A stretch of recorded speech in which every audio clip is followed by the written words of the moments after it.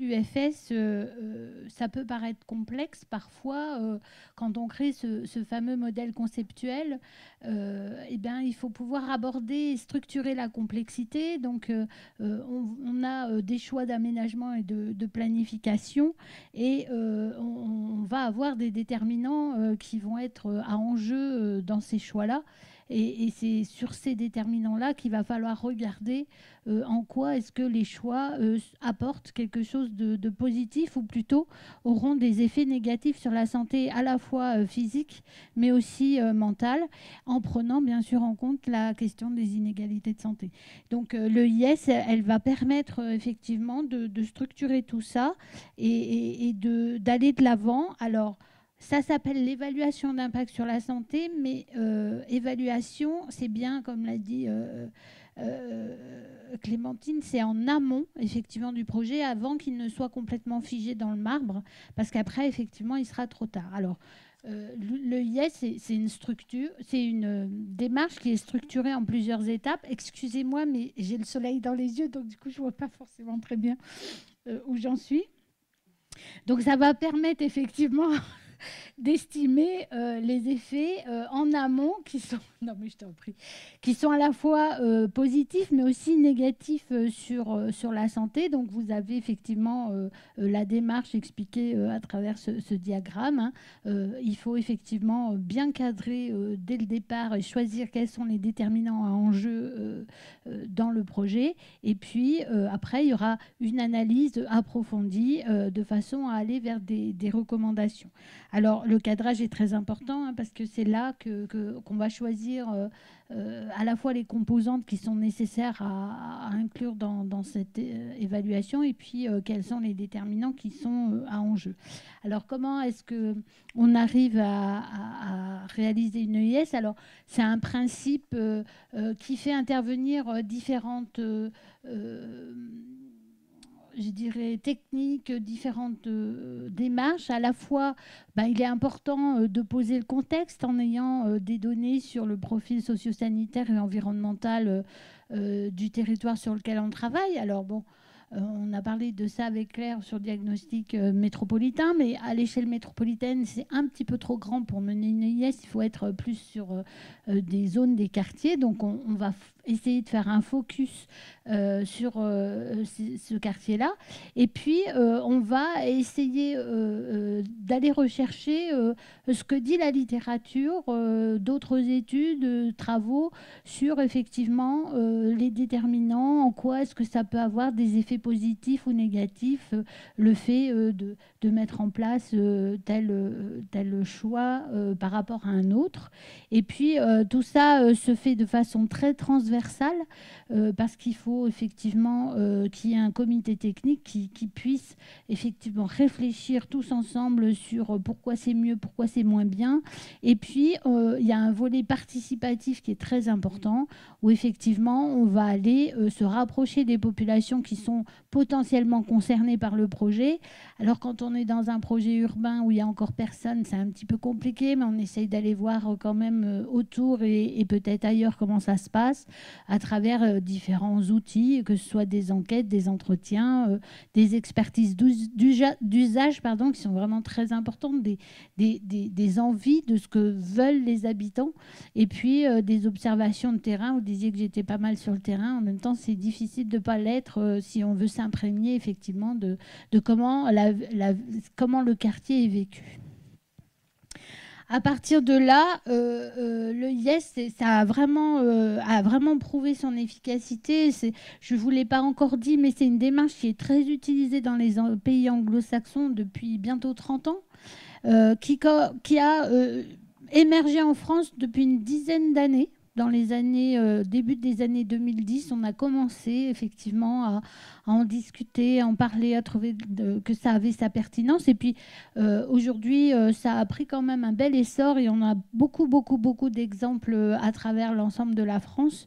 Et d'ailleurs, c'est vraiment une démarche qui, même si elle peine un petit peu à se mettre en marche, est préconisé dans différentes politiques, effectivement, pour essayer de prendre en compte la santé. Et pourquoi? Parce qu'elle va permettre déjà de prendre des décisions pour les collectivités au niveau des différents services avec une optimisation parce que ça va identifier et anticiper les éventuels impacts qui soient à la fois négatif, et j'insiste aussi sur le positif, parce que c'est aussi bien de mettre en avant le fait qu'on fait les bons choix. Donc c'est toujours important de dire oui, voilà, ce choix-là, il est pertinent. Et puis ça permet le dialogue, parce qu'on construit les recommandations pour justement essayer de minimiser tous les risques potentiels et maximiser les bénéfices. Ça permet à travers cette transversalité, ce dialogue, de partager une culture commune et d'améliorer les compétences de toutes les parties. Et donc, ça permet de mettre autour de la table les urbanistes, les sociologues, les aménageurs, les personnes issues du monde de la santé et bien d'autres encore en fonction des différents projets. Et ça peut effectivement être appliqué à de nombreux domaines. Voilà, vous avez un exemple. Et donc, moi, je vais vous montrer quelques exemples de réalisation. Alors, forcément, la première que j'ai prise, c'est celle qui a eu lieu juste à côté, dans le quartier des Villeneuves, à Grenoble. Et Échirolles, parce que c'était à cheval sur les deux communes. Voilà, il y a eu plusieurs, 4 grandes familles déterminants qui ont été incluses dans le IS. Et donc, ça a abouti à 47 recommandations. Une des plus-values de cette EIS a été que ça a permis de faire en sorte que le quartier devienne le premier éco-quartier populaire.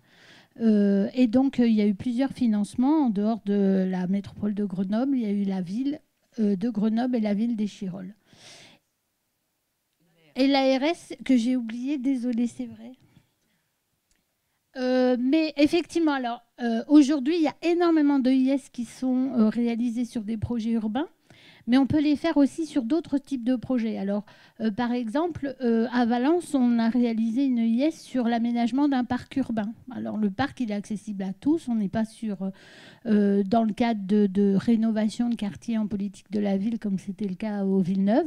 Et donc là, effectivement, il y a eu 4 grandes familles de déterminants qui ont été analysées, aboutissant à 30 recommandations. Et là, je ne l'ai pas oublié, c'est l'ARS et la ville de Valence qui a financé l'étude. Ensuite, sur une politique jeunesse, alors une innovation dans la région où effectivement on a fait ça en collaboration avec l'IREPS. Et donc, c'est la ville de Chambéry qui avait décidé d'un pacte jeunesse. Et donc, l'EIS a porté sur la dimension étudiant du pacte jeunesse avec 4 familles de déterminants. C'était intéressant parce que là, on sortait de l'urbanisme, on était plus sur disponibilité et accès aux services et aux soins, le potentiel social et l'engagement favorable à la santé des étudiants, le travail des étudiants et les mobilités des étudiants.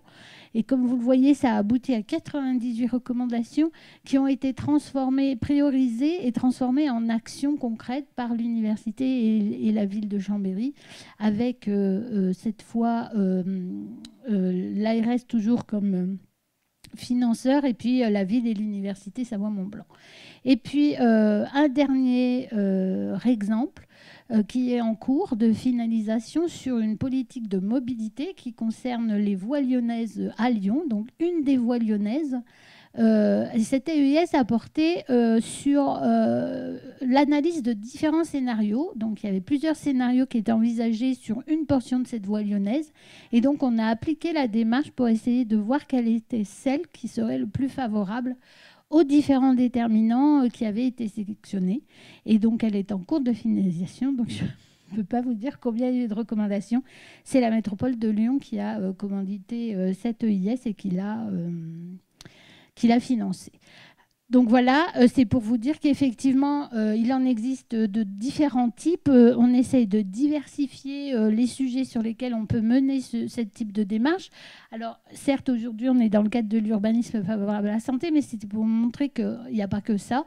Et même si, au final, en dehors de la politique jeunesse, encore qu'il y avait la question des mobilités, on rejoint quand même beaucoup l'urbanisme, parce que ce soit l'aménagement du parc, que ce soit les voies lyonnaises ou le pacte jeunesse dans le cadre des mobilités, il y avait des grosses questions sur les transports en commun et l'accessibilité vélo. Donc on rejoint quand même des questions d'aménagement et d'urbanisme. Et si ça vous intéresse d'en savoir plus, elles sont disponibles, à part celle qui n'est pas finie, sur notre site dans la rubrique publication. Voilà, merci beaucoup.